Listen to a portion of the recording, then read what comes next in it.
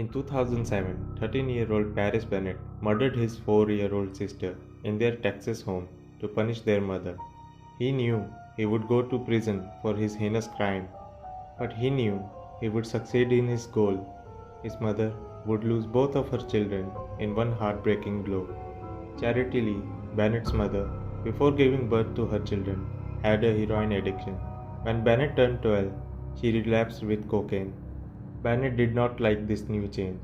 He decided to punish her for not staying clean and putting drugs before him.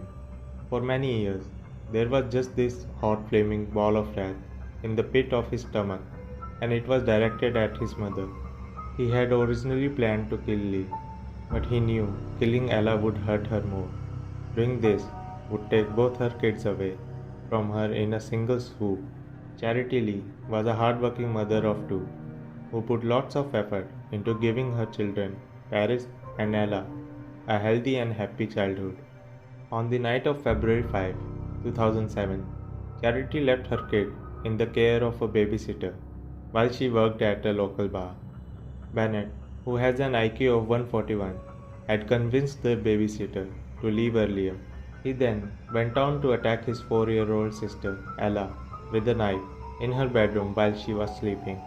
First he choked and beat her, then stabbed her a total of 17 times. Bennett called 911 and told the operator, "I accidentally killed someone. No, I know I did. My sister, I feel so messed up." The 13-year-old was taken into custody before authorities alerted Lee of what had unfolded. Bennett originally ran with the story that he had suffered a hallucination and saw a demonic version of Ella and killed her. Later, he had admitted of having a clear state of mind, having carried out a calculated and planned attack on his little sister. He had actually called a friend and chatted away for 6 minutes before calling emergency services and pretending to perform CPR on the phone. It later emerged that Bennett had killed his sister to cover up the sexual abuse that occurred on the night of February 5, 2007. He confessed of watching hours of violent porn before torturing, molesting, and murdering Ella. He sexually abused her that night, and he admitted the more violent he became, the more excited he got, ending in death for her and climax for him. Over the years, Bennett had continued to tell his mother, "I enjoyed watching your pain."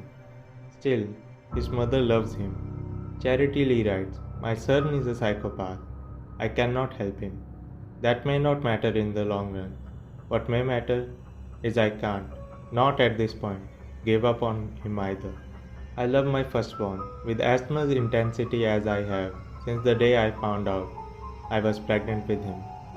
She says it took years of self-reflection and healing to forgive her son and accept him for who he is.